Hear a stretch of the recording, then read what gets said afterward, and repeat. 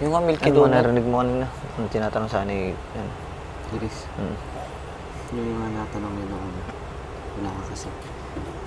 Nung wala ka pa. Pero yung mga abot kay Jazz, narinig mo? Hindi. Anong tanong yun? Ang dami. Narinig. Yung pinarealize sa akin eh. Na?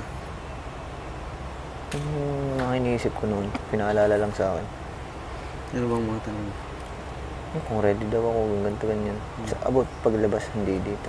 Kasi alam niya walang privacy dito eh. Ano sabi mo? Pero hindi naman talaga eh. Tapos kapag kausap ko daw, kami daw dalawa magkausap, ang utak daw yung gumagana sa akin. Pero pag nakikita daw niya ako kasama si Jess, pinaperal daw yung puso. Master Alam ko na-realize eh. Tingin mo ba distraction si Jess daw? Kala ko ang pinaparating eh. Pero no. Yung talaga yung mga tanungan ni Teres simula pa dati, ano? Kaya ba talaga si Teres tapang? Pinas talaga si Teres.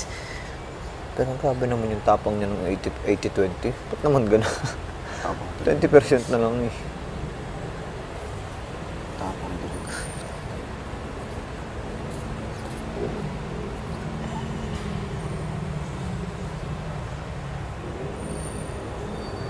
Ang awkward, ano?